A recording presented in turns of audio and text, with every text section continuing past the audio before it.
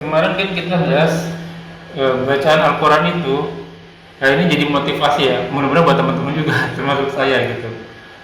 Kalau kita membaca Al-Quran, kan satu ayat kita dapat, satu huruf kita dapat pahala ya Ustaz. Nah gimana kalau misalnya kita baca terjemahannya Ustaz? Itu dapat pahala juga ya Ustaz.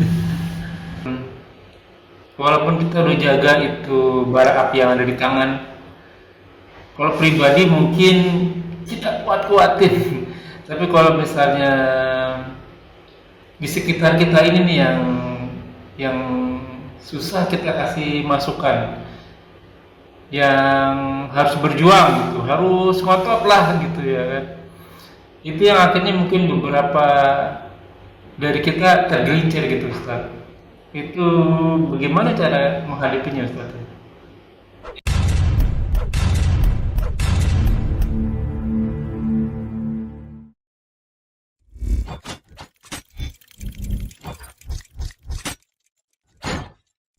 لا إله إلا الله محمد رسول الله عليه صلاة الله وآله والأحبة.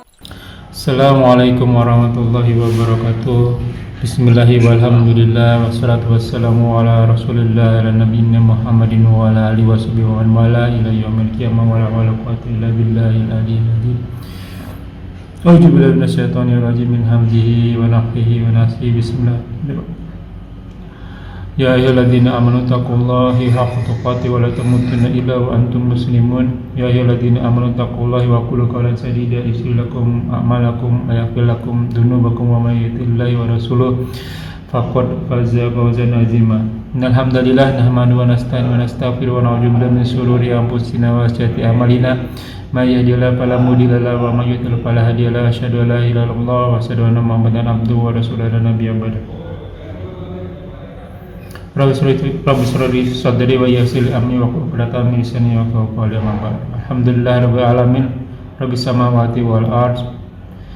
Tuhan Allah kita semua, penguasa langit dan bumi beserta isinya, yang senantiasa memberikan kita nikmat iman, nikmat Islam, nikmat panjang umur, nikmat sehat walafiat, nikmat beribadah, nikmat thalibul ilmi, nikmat memiliki waktu-waktu yang potensial. Salah satunya kita masih diberi kesempatan untuk kita kajian kali ini. Salah satu salam tak lupa kita aturkan kepada junjungan kita Nabi Nina wa Rasulina Muhammad sallallahu alaihi wasallam beserta keluarga dan sahabatnya sekalian, juga umatnya hingga akhir zaman. Insyaallah kita termasuk di dalam. Ya binafillah jazakumullah wa yakum. Kita bertemu kembali di channel Milenium Mengaji bekerja sama dengan kajian hadis online yang konsentrasi di dalam fikih ibadah maupun tafsir Al-Quran. Insyaallah kali ini kita membahas tentang surat Az-Zariyat mulai di ayat ke-8. Taman kajian kali ini masih dipandu oleh Al-Mukarram Al-Ustaz Ali Hafizullah. Alhamdulillah beliau telah hadir di antara kita. Semoga beliau selalu diberi kesehatan, diberi kekuatan, diberi kemudahan rezeki dan dimudahkan segala urusannya. Selanjutnya mari sama-sama kita simak kajian kita kali ini. Bila ada pertanyaan bisa ditanyakan di kolom komentar dan insyaallah akan ditanyakan dan dijawab pada kesempatan waktu yang tepat. Akhirnya semoga berguna bagi makhluk mufilah selaku penuntut ilmi, thalibul ilmi, wabil khusus anak al-fakir, dan tambah banyak kata untuk waktu dan tempat kepada gurunda. Tafadhol maskurun. Assalamualaikum warahmatullahi wabarakatuh. Waalaikumsalam warahmatullahi wabarakatuh. A'udzubillahi minasyaitonir rajim.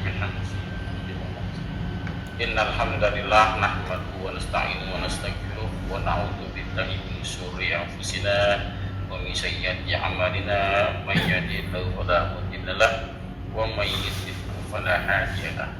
Asyhadu an la ilaha illallah wahdahu la syarika lahu wa asyhadu anna Muhammadan abduhu wa rasuluh. A'udzu billahi minasyaitonir rajim. Ya ayyuhalladzina amanu taqullaha haqqa tuqatih wa la tamutunna illa wa antum muslimun. Khairukum man ta'allama al-Qur'an wa 'allamahu. Sebaik-baik kamu adalah yang belajar Al-Quran dan mengajarkannya. Silakan dibuka Bapak Ibu kitab suci Al-Qurannya, surat At-Takbir ya, surat At-Takbir, surat ke-81. Ya. Hadis ayat berapa? 8. 8 ya. Nah, Baca ulang ya. Sampai 14 kali baca Pak. nah sudah takwir ya. Salah ngomong tadi. Auzubillahi minasyaitonirrajim min hamzihi wa nafthihi wa nafthihi. Bismillahirrahmanirrahim. Wa idal mau'udatu su'ilat bi ayyi dambin qutilat wa idas suhufu nushirat wa idas samaa'u kushitat wa idal jahimu su'irat wa idal jannatu uslifat alimat nafsum ma ahdarat. Subhanakallahumma wa bihamdika asyhadu an la ilaha illa anta astaghfiruka wa atubu ilaik. Kita terjemah dulu ya. Nah, A'udzu billahi minasyaitonir rajim min hamzihi wa nafthihi. Wa idza dan apabila al-mau'udat itu dari akar katanya wa'ada itu yang ditanam ya. Kalau manusia yang ditanam tinggal tambah mim saja mau'udah ya wa'ada mau'udah al-mau'udah ya bayi itu anak laki-laki yang ditanam hidup. Kalau perempuan namanya tamaruto al-mau'udat. Jadi anak perempuan yang dikubur, dia ditanam hidup. Akar kata wa'ada. Ya. Apabila anak perempuan atau bayi perempuan dia yang dikubur hidup sukirat, dia telah ditanya. Fi'il madhi majhul. Jadinya rafa' marfu ya. Bi ayyi dambin kutilat, apa dosa apa kutilat dia telah dikubur. Apa dosanya? Wa idza suhuf, dan apabila suhuf lembaran ya nusirat telah dibuka ya, ya lembaran-lembaran buku catatan amal kita. Wa idas sama, dan apabila langit as-sama langit ya kusitat apa ya kusitat itu hilang.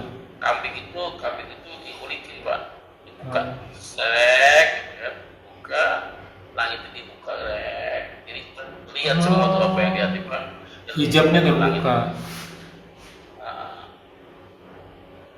Ya. Wa idal jahim, dan apabila al-jahim itu juga mengintai ya, neraka jahim, neraka jahanam ya, itu artinya mengintai ya. Apabila neraka jahim ya sukirat dinyalakan ya. Sudah nyala sih, dinyalakan lagi, dibesarkan ya. Artinya ditingkatkan kapasitasnya kok. Wa idal jannatu uslifat, dan apabila al-jannah surga uslifat telah didekatkan. Alimat telah mengetahui alamat mengetahui alimat ya, telah mengetahui alimat, dia telah mengetahui an-nafsu, jiwa-jiwa ma'ahdarat, apa saja yang telah dihadirkan, yang telah dikerjakan. Itu cara terjemah perkataan. Lalu kaitannya apa dengan ayat sebelumnya? Ayat sebelumnya kan berbicara tentang suasana kondisi pada saat hari kiamat, hari kehancuran, ya semua kacau, berantakan semua. Ya minyak langitnya, termasuk manusia juga pada kacau pikirannya sampai dia meninggalkan harta yang paling berharga, ditinggalkan karena adalah kacau kali. Nggak kepikiran dah untuk menyelamatkan harta. Yang dipikiran adalah bagaimana bisa menyelamatkan diri. Ya, suasana digambarkan begitu dahsyatnya. Agar apa? Agar kita persiapkan diri menghadapi Ya semoga kita tidak menghadapi sana ya, tidak menemui hari kiamat, gitu kan? Karena hanya orang kafir saja yang menemui hari kiamat. Nah kaitannya Pak sekarang gitu ya, apa kondisi sekarang diceritakan tuh kondisi setelah hari kiamat itu terjadi, sangkala kedua ditiupkan, hari berbangkit, jiwa-jiwa ruh kan pada masuk ke jiwanya masing-masing, ke dirinya masing-masing, yang dikubur di mana, yang kemudian mati karena tenggelam, terbakar di pesawat, itu kan mati karena COVID. Pada saat di hari kebangkitan dan para ruh itu masing-masing ke tempatnya masing-masing, ya tidak salah sasaran, tidak salah tempat. Masuknya ruhnya antum masuk ke antum, ke jiwa antum, gitu ke jasad antum, kamu sudah saya mungkin masing-masing. Ya, apa untuk dikumpulkan? Setelah dikumpulkan, nah mulai persidangan ini ada ayat ini kita bahas tentang persidangan peristiwa setelah kejadian itu. A'udzu billahi minasyaitonir rajim min hamzihi wa nafthihi wa nafthihi wa idal mau'udatu su'ilat, dan apabila anak perempuan yang dikubur hidup-hidup dia telah ditanya tentang apa? Pasalnya bi ayyi dan bi kutilat, dosa apa penyebab kamu telah dibunuh. Yang pertama ditanya siapa yang membunuh, yang kedua ditanya sebab apa dibunuhnya. Ya sebab dibunuhnya sebelum ke sana, kenapa sih orang-orang Arab jahiliyah itu kok tidak suka dengan kelahiran bayi perempuan? Karena menurut mereka, tradisi mereka, adat mereka melahirkan anak perempuan adalah suatu kehinaan, suatu aib yang harus ditutupi. Ya bahkan dalam surat 16 surat An-Nahl ya ayat 58 59 ya. Sekarang dibuka dari surat 16 ayatnya 58 59. Ya. 58 ketemu 16 ya Ustaz. ayat 16 ayat 58 59. A'udzu billahi minasyaitonir rajim min hamzihi wa nafthihi wa idza busira ahaduhum bil unsa. Ya, zolla wajhuhu muswadan wa huwa kadhib. Dan apabila salah seorang di antara mereka diberi kabar berita tentang kelahiran anak perempuan mereka, wajah mereka hitam. Kenapa? Marah. Karena malu. Karena malu. Lalu di ayat berikutnya ayat 59-nya diterangkan diterangkan. Ya dia bersembunyi karena apa? Karena malu tadi dia nggak mau ada orang-orang yang tahunya anak siapa. Ya dia bersembunyi dari orang banyak karena kabar buruk yang telah terimanya. Ya yang terimanya karena apa? Mendapatkan kabar tentang kelahiran anaknya yang berjenis kelamin perempuan. Apa dia bingung? Apakah dia akan memeliharanya atau dengan mengenang otomatis kalau saya pelihara dia anak menang kehinaan, atau akan membenamkannya, menyuburkannya dalam keadaan hidup. Ya, lalu inilah dia kadang-kadang akhirnya mereka banyak memutuskan untuk membenamkannya, menguburkan dalam kondisi hidup, dibunuh, ditanam, dikubur hidup. Iya. Dan uniknya lagi Bapak sekalian, mereka dibunuhnya bukan pada saat setelah lahir. Ya. Karena zaman sekarang kan dibunuhnya karena aborsi kan, masih dalam kandungan. Ya kalau zaman sekarang pada saat aborsi, zaman sekarang ya dikuburkannya cara apa? Karena malu. Sama-sama karena malu. Bedanya apa? Karena anaknya hasil zina. Ada alasan mereka malu. Nanti zaman jahiliyah itu anak sendiri, anak kandung Bapak Ibu sekalian. Ya anak dari istrinya sendiri.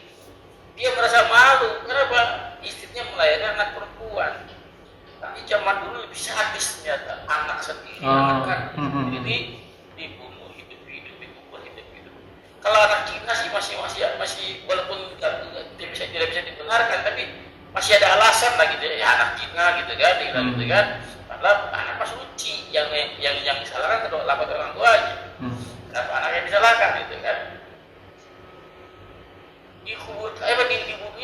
zaman sekarang pada saat baru lahir bahkan belum masih dalam kandungan digugurkan. Ya, kalau terlambat sempat lahir ya diaborsi. Ya, kalau zaman jahiliyah tidak Pak, dibunuhnya pada saat usianya di bawah 7 tahun, usia 5 tahun, usia 6 tahun, lagi cantik, lagi lucu-lucunya. Ya, gitu kan. Bahkan biasa orang-orang Arab itu sebelum membunuh anaknya pada waktu itu anaknya didandani secantik mungkin. Secantik mungkin didandani. Ya, anaknya bertanya, mau dibawa kemana Pak? Ya. Atau abadi gitu kan? Kata anaknya yang bertanya kepada bapaknya. Mau dibawa jalan-jalan. Senang, ceria sekali. Dibawa ternyata ke sebuah padang, bapaknya menggali kubur buat anaknya sendiri. Padahal kalau digali kuburnya, pasir yang dia gali begitu mengenai keringat bapaknya sama anaknya bilang, apa capek ya? Ngasal. Anaknya itu bukan atau apa-apa. Ya anaknya Pak, ternyata anaknya di lubang yang digali sendiri untuk anaknya sendiri. Nah, ditanya tuh, kenapa kamu sebab apa, dosa apa kamu dibunuh? Uniknya yang ditanya bukan pembunuhnya, bukan pelakunya, tapi yang ditanya adalah korbannya. Si anak itu pada hari kiamat nanti dibangkitkan oleh Allah, ditanya kenapa kamu dibunuh? Apa dosa kamu sehingga kamu dibunuh? Apa anak itu berbicara, anak itu menjawab, tidak ada dosa, jawabnya. Saya nggak tahu kenapa bapak saya membunuh saya. Ini kan penghinaan ya kepada seorang bapak yang merasa kok begitu zolimnya dia, gitu kan? Anak yang tidak berdosa dibunuh. Kenapa? Karena kehinaan tadi. Padahal dia tidak lahir kecuali dari seorang wanita. Bapak saya sendiri kan dia lahir dari seorang ibu. Ya datanglah Islam menyempurnakan anak dari wanita.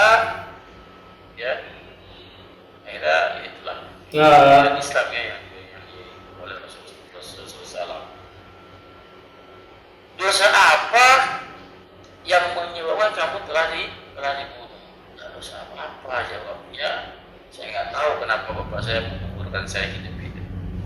Penghinaan untuk bapaknya. Ya. Ini bentuk Islam itu menolak yang namanya tendensi ya,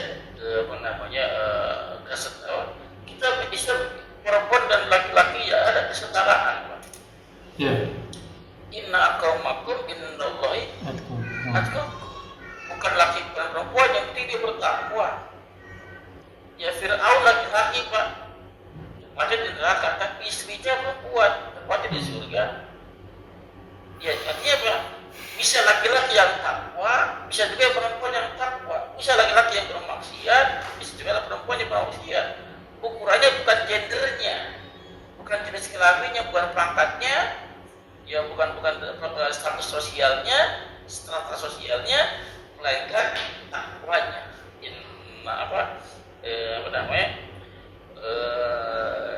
Inna akramakum indallahi atqakum.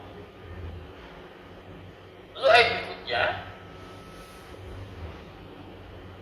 wa idza suhuf, dan apabila lembaran buku catatan nusirat dibacakan, dibuka di dalam ayat yang lain disebutkan bahwa ada yang diterima buku catatan amalnya, ada yang menerima dengan tangan kanannya, ada yang menerima dengan tangan kirinya. Beruntunglah orang-orang yang menerima buku catatan amalnya dengan tangan kanannya, dan merugilah orang-orang yang menerima buku catatan amalnya dengan tangan kirinya. Maka buku catatan dibuka, catatan amal kita sejak usia balik, sampai kita nanti mati itu tidak ada satu pun yang terlewatkan di dalam surah Al-Qamar ya. Surah Al-Qamar ayat 52-53. Al-Qamar ayat 52-53. minasyaitonir rajim min hamzihi wa nafthihi wa nafthihi wa kullu syai'in fa'aluhu fi zubur. Segala sesuatu yang telah mereka perbuat itu tertulis dalam buku-buku catatan amalnya. Kalau ayat 53-nya wa kullu da'ir wa kullu saghirin wa kabirin mustator. Setiap amalan yang kecil maupun yang besar tidak ada yang terluput, tidak ada yang tidak tertulis, semua yang tertulis. Ya bahkan kita sendiri udah lupa, Pak. Jangankan amalan kita yang dulu gitu kan. Amalan kita sepihak yang kemarin udah lupa tuh. Kalau berbuat apa kemarin udah lupa. Ya, tapi Allah para malaikat tidak lupa karena mereka mencatat apa yang dia malaikat catat nanti akan disesuaikan dengan penilaian Allah. Dengan penilaian Allah. Ada yang berbeda karena malaikat hanya mencatat amal zahir saja. Sedangkan amal hati kan nggak tahu. Allah yang tahu, nanti akan di cross check kebenarannya. Intinya apa? Di sisi makernya Allah Subhanahu Wa Taala yang memutuskan apakah dia penghuni surga atau penghuni neraka. Ya. Jadi apabila catatan amal dibuka, dibacakan, beruntung yang dapat dengan tangan kanannya menerimanya, maka merugilah yang menerima dengan tangan kirinya. Kenapa dia dengan tangan kanannya? Karena kebaikannya banyak yang diperbuat. Nah, kirinya saya dapat keburukan yang telah diperbuatnya. Wa idas sama, dan apabila langit kusitot disingkap, dibuka, seperti kita memuliti kambingnya. Pada saat langit dibuka, telah nampak tuh ternyata masih ada langit lagi, masih ada langit lagi, masih ada aras ya Allah. Apa namanya baru tercengang, ternyata dunia yang kita tempati itu kecil sekali, gak ada apa-apanya. Tapi anehnya udah bumi yang paling kecil dibanding matahari, gak ada apa-apanya gitu kan. Kok ada manusia, sosok manusia yang begitu sombongnya. Padahal ya kecil sekali, kecil putih-putihan debu ya, sepersekiannya mungkin. Tapi kok sombong gitu kan. Ya kok sombong. Apabila dibuka langit, nampak sama kebesaran Allah, kekuasaan Allah, baru kelihatan kecil gitu. Sekarang nggak kelihatan, kenapa? Mungkin ya karena merasa hidupnya masih jauh, masih lama mungkin. Nanti pada satu saat Allah buka kebukaan semua keluar. Kebukaannya rata-rata orang-orang kafir, ya orang-orang yang bermaksiat, yang berdosa, pada saat ditarik pada saat ajalnya, kemudian matanya melontot. Kenapa dia berusaha mempertahankan ruhnya supaya nggak keluar pada saat ditarik oleh malaikat? Nggak mau melepaskan ruhnya, ditarik sangat kuat oleh malaikat sehingga dia berlalak matanya. Maka dengan kata-kata, keluarlah ruh yang busuk, yang fokus, yang kotor, keluar. Karena pada saat keluar ruhnya itu dia menimbulkan aroma yang menyengat, bau sekali. Ya. Lalu waidal jahim, apabila neraka jahim mengintai, ya sekirat dinyalakan, maksudnya dinyalakan, mungkin dinyalakan sejak sekarang. Daripada dinyalakan lagi, dibesarkan apinya, volume tinggiin. Maksudnya apa? Saya lihat siapa sekarang itu untuk menyambut para penghuni neraka dengan sambutan yang spesial. Apa spesialnya? Langsung matang lah. Dipanasin dari sekarang. Ya, ibarat kata sebelum ikan digoreng, ayam digoreng kan dipanasan dulu kompor. Oh iya benar. Baru masuk udah langsung matang gitu. Langsung matang tuh. Bukan matang gosong gitu kan, sampai ke tulang-tulangnya. Presto gitu kan. Dipanasin itu. Itu menyambut para penghuni neraka yang menantang pada saat dirinya kapan sih waktu itu terjadi, kapan waktu itu akan ada. Yang menantang dipujinya pada waktu itu api udah sangat panas. Nggak dinyalakan, kenapa nggak dinyalakan itu panas? Juga dinyalakan berlipat-lipat ganda. Dalam surat ya atau bait 35 ya atau bait 35 bahkan disebutkan bahwa harta-harta emas-emas yang mereka punya akan dipadi-padi, diceburkan juga, dicelupkan ke dalam apa namanya ke dalam neraka, sehingga sebagai celaan pada hari ketika emas dan perak dipanaskan dalam neraka jahanam, disetrika pada dahi, pada lambung, pada punggungnya. Mereka berkata, inilah harta kalian yang kalian bangga-banggakan, yang tidak kamu infakkan, tidak kamu sedekahkan, tidak kamu zakatkan. Ini hartanya sebagai penghinaan, yang tadi dibangga-banggakan, sekarang hartanya itu berubah membakar dirinya. Kan emas itu kan kalau dibakar kan meleleh, Pak ya. Jadi siramkan kepada dahinya, kepada lambungnya, hancur berantakan. Ya, emas yang dibangga-banggakan, yang dikejar-kejar, yang diupayakan, bahkan rela menggadaikan apa saja termasuk agamanya, termasuk imannya, harta yang kini berbalik menghancurkan dirinya. Ya, pada hari itu. Wa idza jahid syiat amin didekatkan.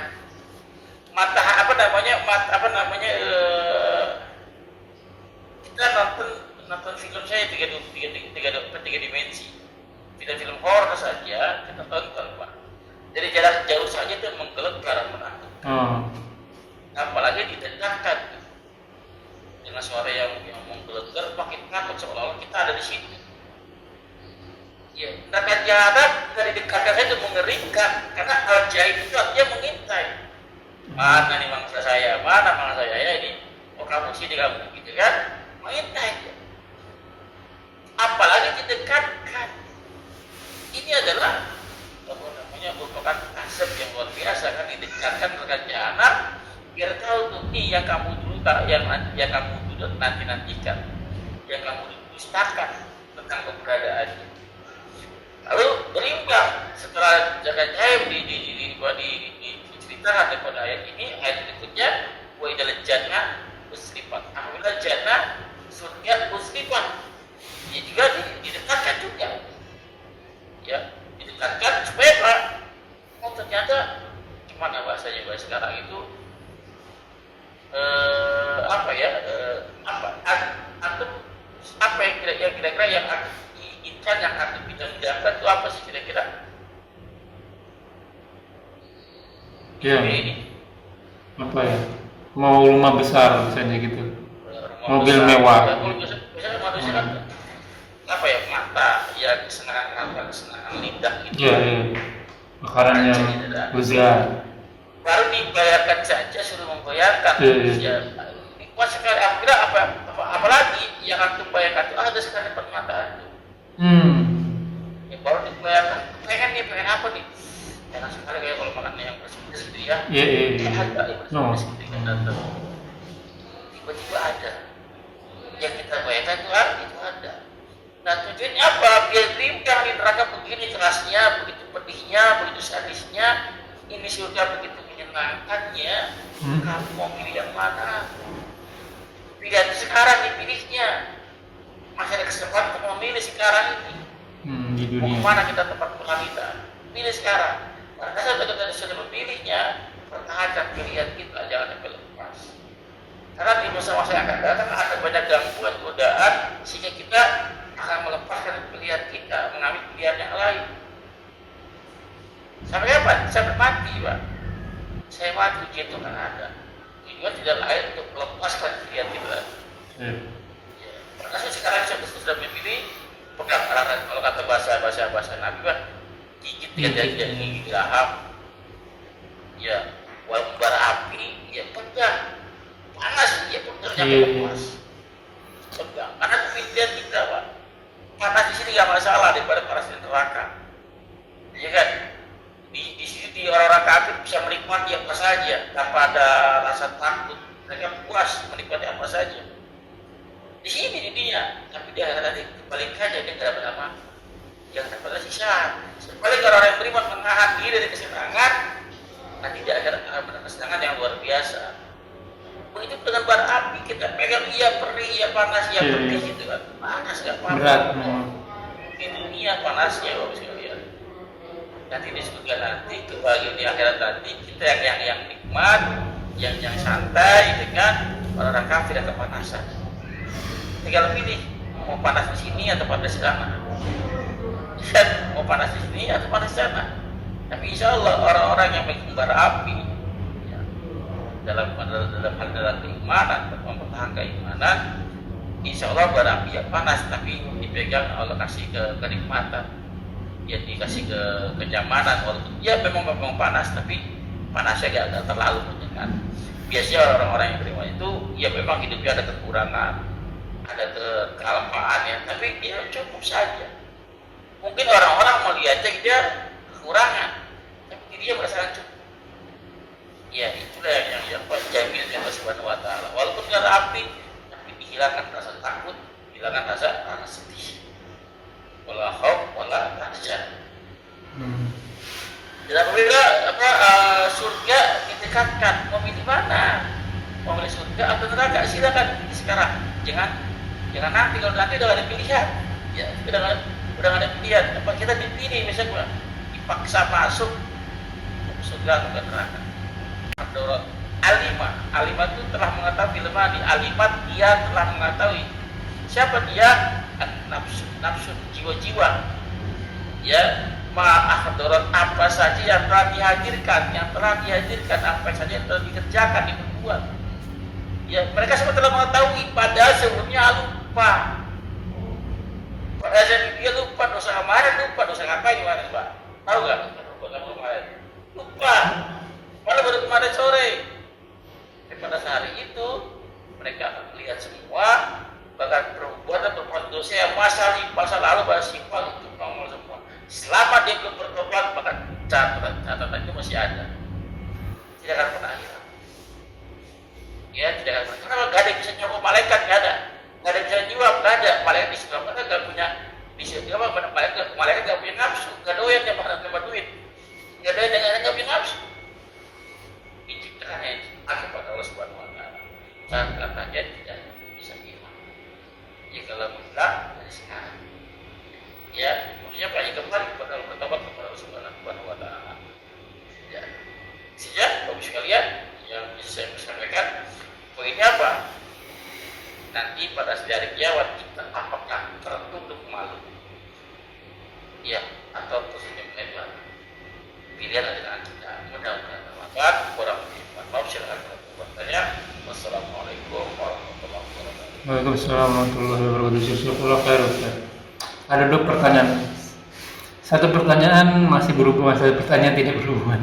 Yang berhubungan ini Ustaz, walaupun kita udah jaga itu bara api yang ada di tangan, kalau pribadi mungkin kita kuat-kuatin. Tapi kalau misalnya di sekitar kita ini nih yang susah kita kasih masukan, yang harus berjuang gitu, harus ngotot lah gitu ya kan. Itu yang akhirnya mungkin beberapa dari kita tergelincir gitu Ustaz. Itu bagaimana cara menghadapinya Ustaz? Iya, ingat Pak, anak dan istri itu bisa jadi ada fitnah. Fitnah itu ujian. Banyak mereka pasangan kita, anak-anak kita malah jadi musuh. Banyak ayat menjelaskan itu kan. Artinya Pak, jagalah dirimu dulu Pak. Wa anfusakum wa alaikum jagalah dirimu dulu, jaga. Kasih logika beginilah, saya kasih logika, atau di pesawat mau tenggelam. Ya, pelaku cuma satu, anak antum masih balita, yang masih belum bisa berenang lah. Ya, antum bisa berenang. Pelaku itu kasih antum, masih anak antum. Ya kalau kasih anak juga percuma ya, dia bisa nyelamatin diri juga. Iya, kalau yang kasih anak artinya bisa mati. Dua-duanya mati. Ya, kalau kasih ke antum bisa kemungkinan bisa, iya. Bisa dua Islam. Bisa dua Islam. Ya, gua bisa selamatkan diri sendiri, Pak. Bagaimana kita bisa menyelamatkan orang?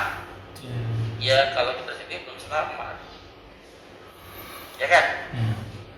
Makanya selamat dari sendiri. Kalau sudah selamat, kita sudah yakin kita bisa selamat dengan amal perbuatan kita, dengan rahmat Allah Subhanahu Wa Taala, kita bisa kita yakin baru bisa gandeng anak istri kita. Bagi yang mau diselamatkan, nah itu afidin tidak paksaan. Saya sama anak saya bilang, sama istri saya bilang, inilah jalan ke surga, jalan menuju ridha Allah. Yuk kalau mau ikut bareng-bareng sama saya, kalau mau ikut bareng-bareng sama saya, jalannya jangan sampai beda jalan ya. Tapi nggak bisa maksa. Karena kalau punya jalan yang lain, ya saya berharap kita bareng-bareng ke sana. Mulai dari bareng-bareng, berakhir bareng-bareng. Ya tapi kembali kepada mereka. Mungkin anak-anak kita masih pada kecil masih bisa dengan kita. Ya pada saat yang sudah balik, sudah dewasa ketemu dengan teman-temannya, pergaulannya, berbeda mindset. Kan? Kalau bagaimana? Ya kita doakan saja. Mudah-mudahan anak-anak kita diberikan istiqomahan dalam ketaatan. Itu saja yang kita bisa lakukan. Olehnya ya masing-masing anak. Tidak ada paksaan dalam agama. Jangan sampai kita malah lebih karena cinta kepada anak mengorbankan akhirat kita. Sayang sekali. Ya, sayang sekali. Ini anak kali aja ya pemahaman tentang Quran Sunnah, pemahaman tentang yang benar ya pada yang terdigaskan oleh Nabi para salafus saleh, ya kan? Masih tahu. Ini loh garisnya. Jangan sampai beda garis, jangan sampai beda jalan. Aja Pak, saya anak saya kemana, insya Allah mudah-mudahan kita nggak tahu, mudah-mudahan ketemu lagi. Kalau kayak itu tidak sendiri, jangan sampai pada anak kita ke sana, pasangan kita ke sana, ada adik kita. Ya jangan sampai itu. Jadi kalau kamu nggak mau diajak ke surga, silakan saja maksa. Yang mau diajak, yang mau saja. Kisah Nabi itu sama Kanaan, Siti Basingan dengan dalam telinga kita kan. Apa kata Nabi itu? Karena anak yang tenggelam di lautan, ya air bah itu kan. Apa kata Nabi Musa? Ya Allah itu anakku. Ya apa kata Allah Subhanahu Wa Taala? Dia itu bukan anakmu, udahlah. Emang Allah nggak tahu itu ya? Oh itu anakmu ya. Yang dimaksud dia buat anak. Iya secara isi anakmu. Tapi secara akidah, secara tauhid dia bukan anakmu. Ikatan akidah itu lebih kuat daripada ikatan darah, ikatan asam. Ya kalau dia buat anak ya dimaksudkan anak, bukan anak akidah, bukan anak tauhid, bukan anak ya satu manhaj gitu ya. Jadi dia ya anak biologis. Ya kan? Maka kita nggak bisa jamin, Pak. Kita bisa berdoa, kita istighfar, pasangan kita, anak kita, mudah-mudahan kita berada pada jalan tujuan yang sama. Jadi berbagai cara ya Ustaz ya. Caranya agak keras, tadi lembutin, ya kayak layangan berarti tarik ulur karena kita pengen mau sama-sama ke surga gitu. Berbagai cara buat yang tak lupa juga jangan sampai lepas doa nih biar kita bareng. Tapi akhirnya memang masing-masing ya. Kita kan berusaha ya. Oke nah. Doa itu luar biasa sekali ya. Beda lagi kan kalau punya kehendak. Ya sampai kita cinta kita kepada anak ya melebihi cinta kita kepada Allah Subhanahu Wa Taala. Suratnya surat 9 ayat 24 tuh Pak. Surat ke-9 ayat 24. Katakanlah jika bapak ya anak-anakmu, istri-istri surat 9 ayat 24. Coba dibaca. Katakanlah terjemahnya apa? Kul in kana aba'uhum, sesungguhnya Allah telah menolong kamu.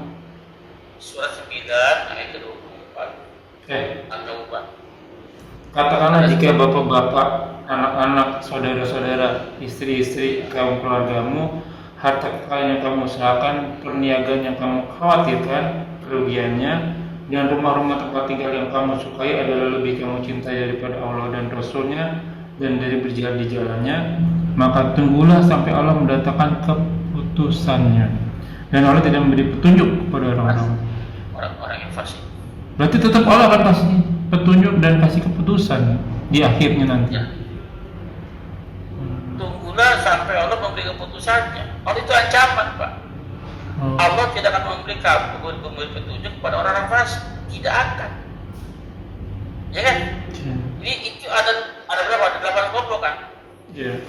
Bapak-bapak, anak-anak, ada 8.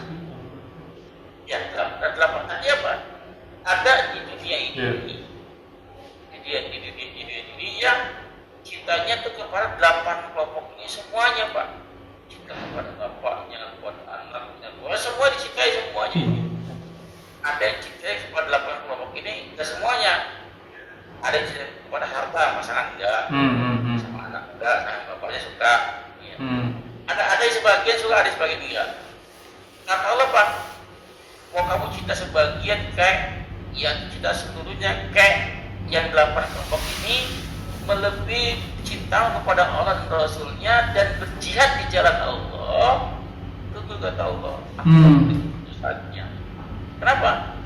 Kenapa kau memilih 8 ini daripada aku dan Rasulnya dan Rasulku dan berjihad di jalan kata Allah? Kenapa? Ya, sekarang aku diam-diam, aku biarkan itu kan. Nah sekarang keputusannya. Orang-orang yang seperti itu yang mengedepankan 8 kelompok ini daripada Allah dan Rasulnya dan jihad jalan Allah, mereka itu orang fasik sesungguhnya. Orang fasik yang tidak akan diberi petunjuk kepada Allah. Nah pertanyaan kita, sudah seperti itu bukan belum? Jangan-jangan kita ada di 8 kelompok itu yang kita dahulukan daripada Allah dan Rasulnya dan berjihad di jalan Allah. Sampai kadang ini Ustaz, kalau misalnya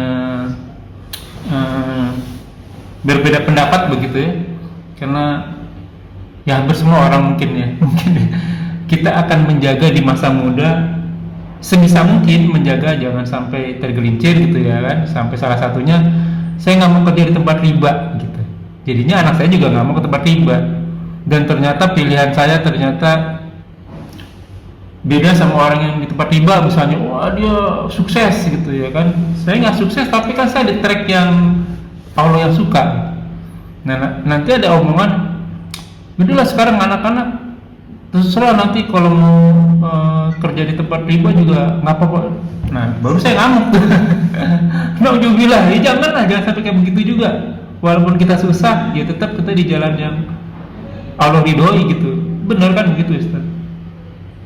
Kesuksesan apa sih definisi sukses itu kan? Apakah punya jabatan tertentu, punya harta tertentu? Apakah definisi sukses? Enggak susah lah ekonomi gitu, mau minta apa aja gampang. Kalau kita kan mikir dulu, mikir dulu. Wah tahu begitu udah ambil aja yang di sana gitu. Ya lu nauzubillah. Itu definisi sukses yang ditebarkan oleh orang kafir, Pak.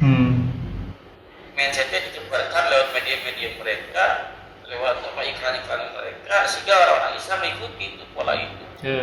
Dan sedikit banyak sekali food fashion, apalagi food fashion, fun, ya F kan, food fashion, fun, apalagi ada 3G, God, glory, gospel.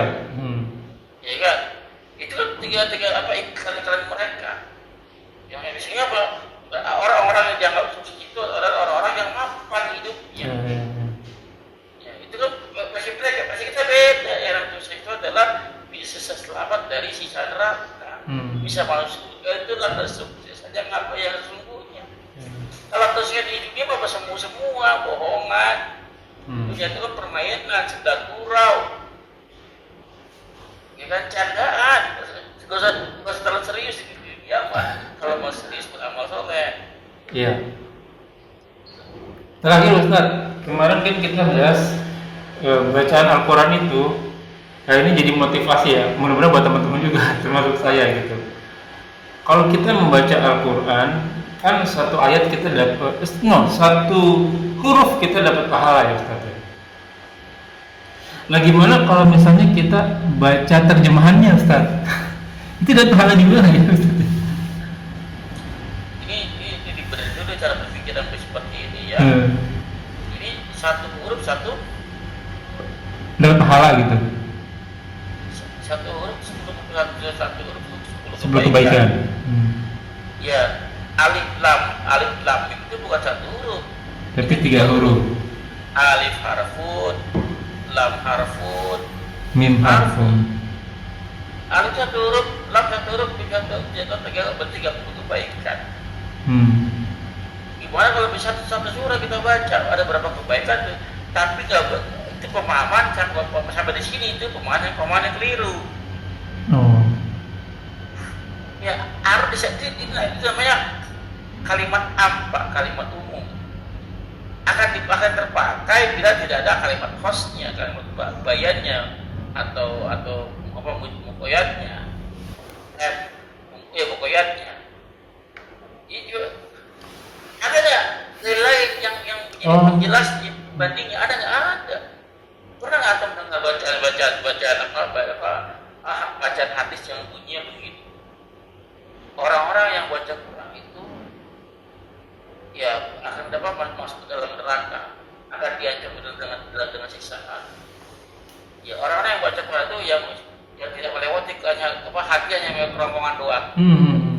Ya ada ancaman-ancaman. Di satu sisi ada pahala begitu besar, di satu sisi ada ancaman. Ini harus di-compare, Pak.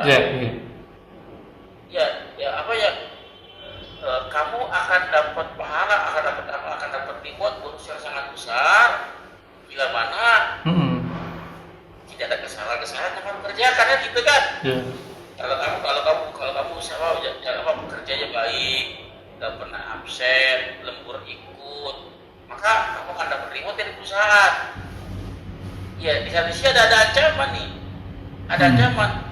Tapi kalau ada satu saja, ya walaupun pekerjaannya bagus, itu kan, jalannya bagus. Tapi kalau ada satu pekerjaan apa? Kamu katakan menipu, katakan kamu berbuat apa ya satu, maka jadi gugur. Makanya apa? Orang-orang yang baca Quran satu huruf itu dapat 10 kebaikan, yang dibaca dengan pemahaman. Oke, betul. Ya, baru bisa masuk ke. Ya kalau baca dengan ada pemahaman, apa yang dia Iya, baca doang, nggak ngerti artinya. Ya ada sih pahalanya ada. Ya lebih baik daripada baca novel. Iya, oke. Ya tapi kan Al-Quran berisi beberapa pemahaman, penjelasan, Bisa informasi. berisi pedoman, berisi petunjuk. Bagaimana mungkin petunjuk akan bisa dipakai kalau kita nggak paham petunjuk itu. Iya, betul. Ya maka Al-Quran bisa menjadi bumerang buat kita, bisa menyerang balik buat kita. Kenapa? Kamu baca, kamu pahami dan tidak kamu amalkan. Dan antak kudu malataf sangat besar kebencian di sisi Allah kepada siapa saja yang mengatakan yang tidak kamu kerjakan. Ya jadi betul ayat Quran dibaca satu huruf 110 kali betul. Tapi dengan pemahaman yang benar, dengan pengamalan yang benar. Ya, tapi untuk hafalan sih boleh saja. Jelas. Syukur kalau Ustaz sampai di sini dulu, udah 1 jaman kayaknya lebih. Semoga apa yang kita bahas menjadi ladang amal buat kita, semoga menjadi sini diberkahi, semoga amal yang kita kerjakan dan yang kita kerjakan diterima Allah Subhanahu wa taala dengan yang menjadi ladang amal tambahan kita di akhirat kelak. Mengerti firman Allah, wa qul haq min rabbikum fa man sa'al yu'min wa man sa'al yakfur. Semua yang benar datangnya dari Allah. Barang siapa yang beriman silakan beriman, barang siapa yang kafir silakan kafir. Semua akan diminta tanggung jawabnya, semua akan diminta tanggung jawabnya dan ada masa berlakunya. Kuluman alifan, semua akan binasa. Sabda Rasul kita, umur umat kita dijauh dari 60 sampai 70 tahun saja, maka hisab lagi diri kita sebelum kita dihisab olehnya. Wallahu a'lam bishawab.